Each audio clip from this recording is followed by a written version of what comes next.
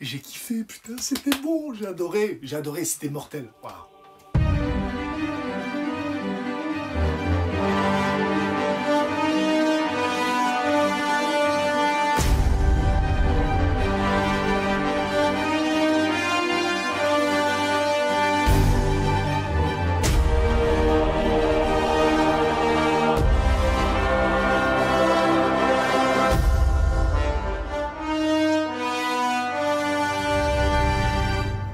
Bonjour à toutes et à tous, c'est le Serial Vlogueur, j'espère que vous allez bien, c'est un plaisir de vous retrouver aujourd'hui pour une toute nouvelle vidéo, une vidéo que je suis vraiment très content de pouvoir faire aujourd'hui. Une vidéo que j'avais vraiment très hâte de faire aujourd'hui puisque nous nous retrouvons pour parler de Spider-Man No Way Home. Salut à tous et bienvenue donc dans cette critique à chaud de Spider-Man No Way Home. Je sors tout juste de la salle, je viens tout juste de voir le film et je vais vous dire qu'avec ce film, je suis passé par toutes les émotions possibles et imaginables. J'ai chialé, j'ai pleuré, j'ai frissonné, j'ai eu de l'empathie. Bref, ce Spider-Man m'a fait vivre des émotions comme aucun autre Spider-Man incarné par Tom Holland ne m'avait fait vivre. Le pitch de départ est super simple. On se souvient que J. Jonah Jameson avait révélé au monde entier que Peter Parker donc, était Spider-Man. Et donc le film commence comme ça, avec tout le monde voilà, qui veut la peau de Spider-Man. Je ne divulgue rien de particulier, c'était dans toutes les bandes annonces. On voit Spider-Man en ennemi public numéro 1, et donc maintenant que la Terre entière en veut à Spider-Man pour avoir tué Mysterio, eh bien Peter Parker veut essayer de trouver une solution pour réparer ses erreurs. On verra un petit peu plus tard, et je ne vous dirai pas pourquoi et dans quelle mesure, mais le film, voilà, il démarre comme ça. Donc il va voir Doctor Strange et lui demande si c'est possible, comme vous l'avez vu dans la bande-annonce, si c'est possible donc d'inverser la tendance ou de faire en sorte que les gens oublient voilà, qu'il est Spider-Man. Et donc quelque chose va foirer dans le sort, je ne vous dirai pas ce que c'est, je ne vous dirai pas quoi ni comment, mais on va se retrouver voilà, avec des problèmes à résoudre et donc Spider-Man va devoir être l'homme de la situation et c'est tout ce que je dirais concernant le film dans cette partie-là. Il y aura une petite partie spoil parce que ça va être compliqué de parler du film sans spoiler, disons-le clairement. Seule chose que je veux vous dire, c'est que j'ai littéralement adoré. J'en avais parlé avec Anto et je lui avais dit, je suis sûr et certain que lorsque le film va sortir, je vais être, voilà, je vais être tout excité, je vais être, voilà, parce que c'est vrai que mon jugement avait changé vis-à-vis du premier, Homecoming, que j'avais plutôt apprécié lors de sa sortie. Le deuxième, nettement moins. J'avais nettement moins apprécié le deuxième. Et puis avec le temps, pour ceux qui ont l'habitude de me suivre sur la chaîne, vous savez que j'ai commencé à lire des comics et j'ai lu notamment pas mal de comics Spider-Man, commencé certaines histoires avec Spider-Man, et au final, eh ben, je trouvais, à juste titre, que le Spider-Man incarné par Tom Holland était très loin du vrai personnage, donc du vrai personnage des comics, et ben, au final, ben, ça me dérangeait un petit peu. Là, celui-là, pour moi, c'est clairement le meilleur film Spider-Man de Tom Holland. Voilà. Je ne le mettrai pas non plus au-dessus de Spider-Man 2 ou Amazing Spider-Man 2 qu'on a eu l'occasion de regarder en watch party avec Anto et Comics Guardian donc sur la chaîne. Mais en tout cas, ce film est très bon parce que voilà, il va révéler des vraies choses, des vrais enjeux. Pour la première fois, on va retrouver un Peter Parker qui va devoir gérer les choses tout seul. Donc il n'y aura pas derrière lui Nick Fury, il n'y aura pas derrière lui Quentin Beck Mysterio, il n'y aura pas derrière lui Tony Stark, surtout. C'était principalement le problème. Voilà, donc on va voir un Peter Parker face à ses responsabilités. Et donc en tout ça, j'ai adoré le film. Je vous le dirai, je vous le dis tout clairement. Voilà, tout bonnement et tout simplement, je n'ai absolument pas vu le temps passer. Le film dure un peu plus de 2h28 je crois, peut-être, enfin je sais plus exactement, bref, j'ai pas vu le temps passer, pour moi le film a duré 15 minutes, tellement c'est passé rapidement, voilà, tous les éléments sont introduits de manière hyper logique, c'est hyper fluide, c'est pas forcé, bref, moi j'ai vraiment kiffé. Après, c'est pas le meilleur film du MCU, parce que clairement, pour moi, Infinity War, notamment, était meilleur. Bref, il y a d'autres films, mais de cette année, ça écrase tout. Je trouvais nettement meilleur, mais même pas nettement meilleur. Le film, il dépasse. Pour moi, le film que j'ai pris le plus de plaisir cette année à voir au cinéma, en termes de film Marvel, c'était Shang-Chi. Que je réfléchisse bien, oui. Le film qui m'a le plus plu. Je suis un fan des origin story, et Shang-Chi était le film qui m'avait le plus plu. Black Widow était celui qui m'avait le plus déçu, et Eternals, j'avais bien aimé, mais voilà, en fait j'avais bien aimé sans plus. Shang-Chi j'avais bien aimé, là celui-là, on est sur une masterclass de cette année, pour moi c'est le meilleur film Marvel, voilà, c'est le meilleur produit Marvel qu'on a eu cette année, c'est voilà, c'est le meilleur film Marvel qu'on a eu cette année. C'était vraiment, ce film était vraiment amazing. It was amazing. C'était incroyable. Voilà. Ce que j'ai aimé aussi, bah, c'est les références qu'on peut trouver automatiquement. Hein, on trouve pas mal de références aux anciens films. Donc, ce qui était quand même pas mal, et des références malgré tout de même assez subtiles. Voilà. Ce qui n'empêche pas, si on n'a pas vu les anciens films, et je parle des films du MCU, hein, si on n'a pas vu les anciens films du MCU, ça n'empêche pas, on peut très bien voir ce film-là tout seul, c'est très très bien, parce que dès le départ, on a une petite scène donc, qui pourrait faire un peu penser à Previously in Spider-Man, vous savez, précédemment, dans l'épisode précédent, donc on nous remet en situation, et le film voilà, se déroule tout seul. Bref, je trouve la narration, en tout cas, hyper bien foutue et hyper bien conçue. J'ai trouvé la conclusion à la hauteur, j'ai trouvé le développement largement à la hauteur. Bon, je pense que c'est pas la peine d'aller plus loin dans cette partie sans spoil, vous avez compris, j'ai kiffé, putain, c'était bon, j'ai adoré, c'était mortel, voilà. Donc à partir de maintenant, je vais spoiler, parce qu'il y a des trucs assez importants qui concernent l'histoire, et qu'il va falloir que je développe un petit peu. Donc si vous n'avez pas vu le film et que vous ne voulez pas être spoilé, je vous invite à quitter la vidéo maintenant et à revenir un peu plus tard, voilà, pour qu'on puisse en discuter dans les commentaires. Dites-moi si vous l'avez vu, dites-moi si vous l'avez aimé, tiens, dites-moi ce que vous pensez de ce film-là. Si, comme moi, vous pensez que c'est le meilleur film Spider-Man de la version Tom Holland, ou peut-être même que pour vous c'est peut-être le meilleur film Spider-Man tout court, qui sait, je ne sais pas. En tout cas, j'aimerais savoir votre avis, donc dites-le moi dans les commentaires. Et puis au passage, hein, n'oubliez pas de lâcher un petit pouce bleu, et puis de vous abonner.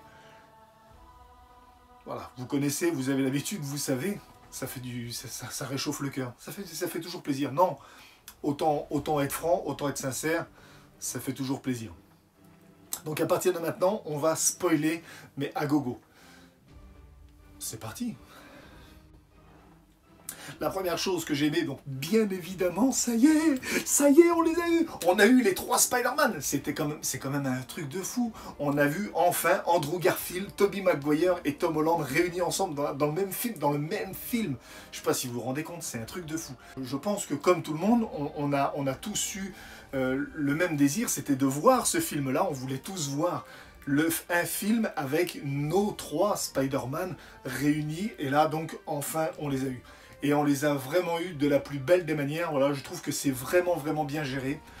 C'est pas trop exagéré. Les Spider-Man, les anciennes versions, ben, ils sont au top. Tobey Maguire, très sobre. Par contre, Andrew Garfield, les gars, quel gâchis.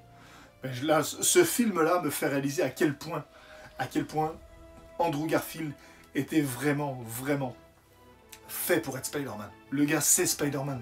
On a regardé, il y a très peu de temps, on a regardé Amazing Spider-Man 2, là vous voyez, il y a le premier qui est juste là. On a regardé Amazing Spider-Man 2 avec cette scène de fin, donc vous savez de quelle scène je veux vous parler. Voilà, là il est toujours aussi bluffant, le mec arrive, il te prend au trip, voilà, Bon voilà, bon, vous avez compris, là c'est absolument pas objectif, hein. Ce que je suis en train de vous dire, c'est complètement subjectif. Je suis en train de vous parler vraiment d'à quel point j'ai kiffé, c'était mortel. Il faut le dire, c'était mortel. Enfin, on a un Spider-Man avec des vraies responsabilités. Ce qui était hyper cool, c'était de voir donc Peter Parker, qui était bon, sans Doctor Strange assez rapidement, puisque du coup, moi c'était les craintes, ça faisait partie de mes craintes, je me disais, ça va être un film Doctor Strange avec Spider-Man en guest. Ben non, là très rapidement, on trouve Doctor Strange qui va être out, et on va se retrouver avec un Peter Parker qui va devoir seul gérer la situation. Là, il n'y a plus de Tony Stark, il n'y a plus de Nick Fury, il n'y a plus de... Voilà, on ne voit plus tout ça. Et ça fait un bien fou, parce que pour la première fois, enfin, on a un Peter Parker qui prend la mesure de ses responsabilités. Et au départ, le film commençait pas terrible. Au départ, quand on a Peter Parker qui fait foirer le sort de Doctor Strange, qui l'enferme Doctor Strange et qui sort, je me dis, putain, le gars a vraiment rien dans la tête. Le gars, il a vraiment rien dans la tête. Et il ne réfléchit à rien, il réfléchit à aucune conséquence, il prend pas le poids des responsabilités. Puis le film va continuer d'avancer, puis on va voir Tante May qui va être accusée de ne rien avoir dans la tête aussi, parce qu'elle ne prend pas les responsabilités. Elle va être accusée d'être une mauvaise mère, et puis ben, voilà, Peter Parker qui va se retrouver tout seul dans cette scène que j'ai trouvée, mais juste, voilà, avec cette scène-là, bam, j'ai compris moi personnellement quelque chose. La scène où Tante May meurt, et avant de partir, avant de mourir, qu'elle va dire à Peter, donc un grand pouvoir implique de grandes responsabilités, cette phrase-là, le fait que Tante May lui dise ça, bah, ça nous fait bien comprendre que bah, pourquoi Spider-Man, pourquoi Peter Parker n'avait pas le même état d'esprit que les autres, parce que c'est pas le même Peter Parker. Et c'est vrai que au final, on ne sait pas ce qui est arrivé à l'oncle Ben, on ne sait pas comment il est mort, on sait même pas si, je sais même pas si on sait s'il est mort en fait, oncle Ben. Bref, on sait qu'il est élevé par sa tante, mais on ne sait pas pourquoi ni comment. Et là, dans cette version de Spider-Man, c'est Tante May qui va prendre le rôle, le vrai rôle de l'oncle Ben, pas Tony Stark, comme ça avait été le cas un petit peu d'essayer dans Endgame. Là, pour le coup, c'est vraiment Tante May qui va avoir ce rôle, voilà, de responsabiliser. Avec l'appui des deux autres Spider-Man, Andrew Garfield donc, et Tobey Maguire, c'est à ce moment-là que Peter Parker va prendre conscience vraiment de ce que c'est que d'être... va prendre conscience de ce que c'est que la responsabilité d'être Spider-Man et tout ce que ça implique. Le traitement des méchants, il est super bien fait. On nous explique pourquoi il y a ce petit changement de look avec Electro, que j'ai trouvé qui passait crème. Norman Osborn, fidèle à lui-même, une belle enflure ce Norman Osborn. Une belle enflure quand même.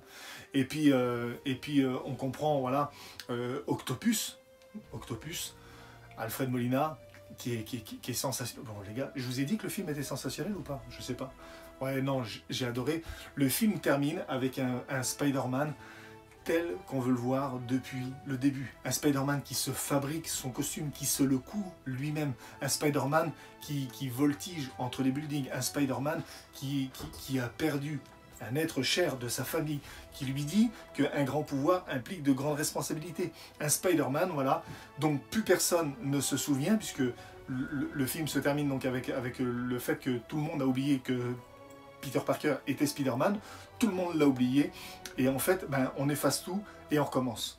Et ça, je trouve que c'est bien. Je trouve que c'est bien dans la mesure où, voilà, maintenant, on va avoir un vrai Peter Parker, Spider-Man. Un vrai qui galère, parce qu'automatiquement, il n'est plus héritier de Stark Industries. Donc, ben, il va falloir qu'il travaille, le coco. Donc, il n'a plus une thune. Voilà. En fait, voilà, on a réglé, avec ce Spider-Man-là, on a réglé tout ce... À mon sens, hein, je pense qu'il y en a qui ne seront pas d'accord avec moi, et vous avez le droit, mais vous avez le droit. Mais pour moi, avec ce Spider-Man-là, on a réglé tout ce qui déconnait dans le Spider-Man de Tom Holland. Voilà. Maintenant, on a un Peter Parker qui se retrouve avec le poids des responsabilités, qui va devoir galérer pour se nourrir, qui prend à la fin cette scène, lorsqu'il va rencontrer MJ et puis qu'il est prêt à essayer de lui réactiver la mémoire, de lui raviver la mémoire, et qu'il va l'avoir avec le pansement, ben on voit que le gars, il a compris que ben, ça m'a fait clairement penser à Spider-Man 1, quand Peter Parker tourne le dos à Mary Jane Watson, ben là on voit que Peter Parker, quand il voit qu'elle a le pansement, ben, il refuse. Voilà. Donc pour la protéger, il va faire, voilà, quitte à souffrir lui-même pour le restant de ses jours, et ben, il est prêt à le faire et à sacrifier l'amour qu'il a pour elle pour la protéger. J'ai trouvé ça énorme. J'ai trouvé ça énorme. Écoutez, je vais arrêter d'en dire parce que sinon je peux en parler encore pendant très très longtemps et je pense qu'on va avoir l'occasion de le faire. Je voulais simplement revenir voilà, sur ça. On a un traitement de Peter Parker, un traitement de Spider-Man qui est à la hauteur, à mon sens, de ce que doit être Peter Parker, de ce que doit être le personnage. Bref, je sais plus ce que je dis, j'en perds mon latin, j'en perds mon langage, bref, j'ai adoré, c'est tout ce que j'ai à dire. Je vais maintenant me préparer parce que je vais aller tourner le vlog et je vais aller recueillir la réaction des spectateurs. Je vais donc le voir une deuxième fois.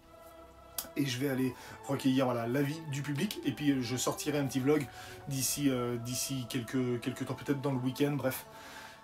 C'est tout ce que je dirais pour le moment. N'oubliez pas voilà, de liker, de commenter et de partager la vidéo si elle vous a plu.